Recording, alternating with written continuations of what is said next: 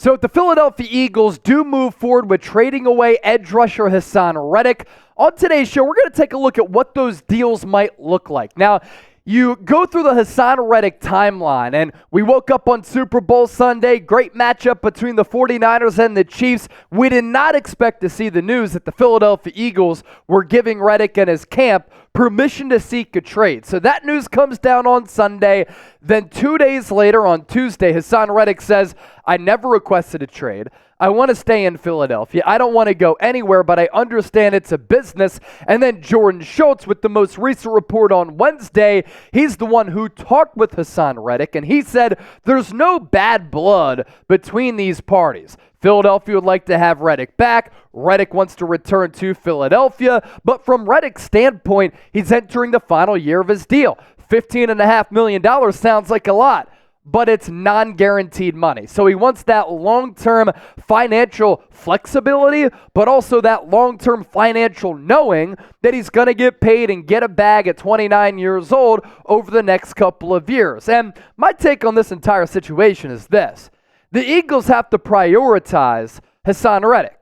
He's been one of the best edge rushers in the game over the last several years, and in the last 2 years in Philadelphia, 27 sacks, 16 in 2022, 11 more in 2023, one of the bright spots in what was a very frustrating defensive season and overall season for the Eagles, and you get to keep a premium player at a premium position. That is the easiest of easy team building strategies when you think about constructing a roster. But with all of that being said, the asking price is going to be key.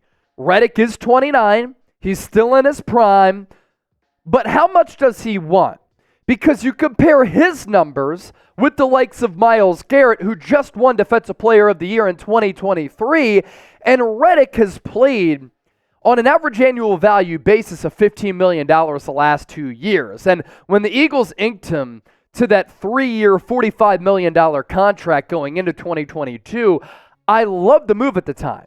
Because when you're paying a player of this caliber at a really important position, knowing that what he does impacts games and sacking the quarterback, $15 million for that per year is terrific value. But Myles Garrett is making $25 million per year.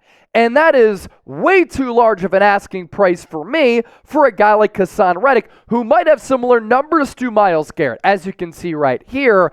But I wouldn't say he's in the class of Garrett. Last 4 years, Garrett, 58 sacks to Reddick's 50.5. Pressures, 293 to 235. Hurries, 185 to 138.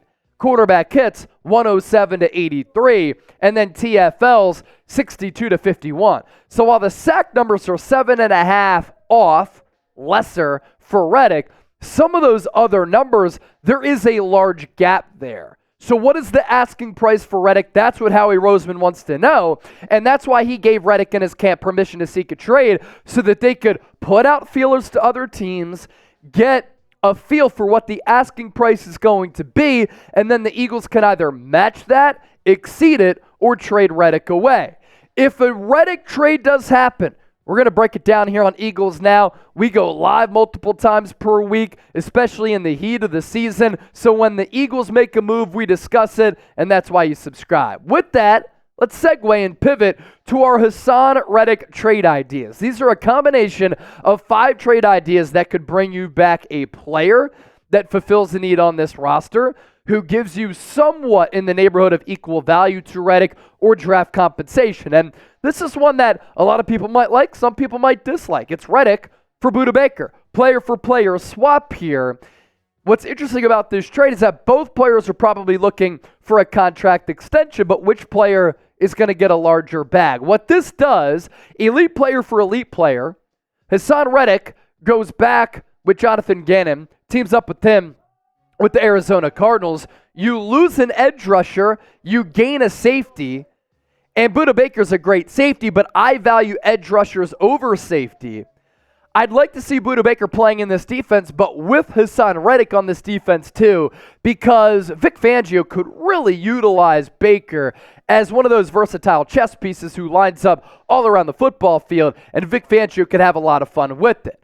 Trade idea number 2, you get some draft compensation back for Haason Reddick, and he goes to Houston.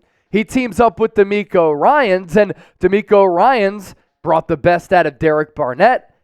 He could continue to bring the best out of Haason Reddick, and the Eagles here get the 59th overall pick in the second round of the 2024 NFL Draft.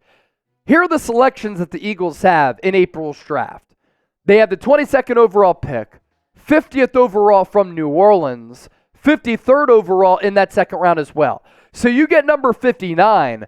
That gives you 4 picks in the top 60. You can either use those draft slots on really solid players who can impact your football team, or you couple a first and a second, or a couple of seconds to move up earlier in the second round or into the first round. And then outside of that, round 3 compensatory pick, round 5 from Tampa Bay. You have 3 fifth-round compensatory picks in the 5th round on top of that Tampa Bay selection. So 4 total 5th-round picks. Round 6 from Atlanta. That's 9 total picks right there. This trade with the Houston Texans gives you 10 total draft picks. So you think about that, very, very interesting. And what a Haason Reddick trade with the Houston Texans does, Haason Reddick and Will Anderson, Defensive Player of the Year, loaded. Those are nightmares for opposing quarterbacks. You then become loaded with premium draft picks if you're Philadelphia. You can use one of those picks on an edge rusher for a player who's similar to Reddick and a lot cheaper. And then you bank on Nolan Smith the pop, whether you use one of those picks on an edge, or if you don't, you're putting your full confidence in Nolan Smith, 30th overall pick from the draft in 2023, to really ascend going into year 2. What would you do with Haason Reddick? That is today's poll question. What say the Bird Gang? T for trade, E for extend. Share your thoughts with us down below in the comment section. Today's Eagles Now is sponsored by Game Time. And if you didn't get your significant other something for Valentine's Day, I'm sure you heard about it already. You can make up for it with tickets from Game Time. Best seats, lowest price guaranteed. What's great about the Game Time app, free download, $20 off using the code EaglesChat so you can save some money, and prices drop as the event gets closer. You're guaranteed to get in the door at the lowest price. What I love about the Game Time app, as you can see, you get the vantage point from your seats. Still some great deals available for Flyers tickets, 76ers tickets, Phillies pitchers and catchers reporting to Clearwater, Florida. I'd love to go to Clearwater, to that beautiful facility, to watch some Phillies baseball. But if you don't want to go to a sporting event, concert, comedy shows, theater events, Game Time app, $20 off. It really is a no-brainer. This is the only app that I use when I'm buying tickets because some of the other apps are just garbage. $20 off, code EaglesChat. Link is down below in the comment section right now. Haason Reddick trade idea number 3. First one, we got Budda Baker, right? Second one, draft compensation. Third one, Haason Reddick for Patrick Surtain. Now, a lot of you watching right now might say, well, if the Broncos are worried about the financials with Surtain and they're trading him away, don't you think they want to get draft capital back? I get that premise, right? But what if the Broncos are prioritizing edge over corner? What if the Eagles really believe that Jordan Davis, Jalen Carter, Nolan Smith can really take another leap in Vic Fangio's defense? And they understand, okay, we're good on defensive line. Maybe Brandon Graham comes back. Maybe we get an edge in free agency. And then we get a corner in trading away Reddick, whose price tag was a little bit too high for us. And then we extend a Josh Sweat as well. That's a workaround here. So if the Broncos prioritize edge over corner, you make this move. Philly believes that they can fill that edge spot with Nolan Smith, existing players on this roster, in the draft or in free agency. The Eagles, in turn, also get younger here. And Darius Slay and Patrick Surtain, given what we saw last year from James Bradbury and company, especially when Slay was out, that's a pretty good 1-2 punch at that corner spot. Reddck trade idea number 4 is a move with the Detroit Lions, who made that run to the NFC Championship game this year. And the Eagles here get a second-round pick, 61st overall, if you don't yield some of those other better offers, and then you get a fourth-round pick in 2025. The Lions would do this maybe if they go all in. Their defense certainly had some lapses in 2023. Their defensive line could get after the quarterback from time to time, led by Aiden Hutchinson. But you add Reddck to Aiden Hutchinson. Those are two really, really outstanding edge rushers for that Detroit team that returns its offensive coordinator and Ben Johnson, defensive coordinator, and Aaron Glenn. And then the Eagles here, again, they make this move if they're not going to extend Reddck and some of those other deals that we talked about don't come to fruition. It gives you more draft capital. And then checking in lastly at number 5, you sent Haason Reddick to the Indianapolis Colts. He has familiarity with Shane Steichen. And here, if you want premium draft compensation, are the Indianapolis Colts willing to give you the 15th overall pick? And then a third-round pick as well. I get it. Might be a high asking price to some of you out there, but are you going to get a better player who's going to give you the amount of sacks that Reddck has, 27 in the last 2 years at 15th overall? I don't think you are. You're not getting a young player who's given you that much sack production over the last 2 years. Why the Colts here? Steichen knows Reddck and what he can bring to the table. Gus Bradley would love to have him in his system. The Colts have $54+ million in cap space, so they could overpay Reddck more than anybody else. Jim Irsay, also an owner that's willing to be aggressive. Indianapolis last year was 5th in sacks, but they had a low pressure rate. That kind of indicates that maybe those sack numbers go down. You get Reddck, they don't.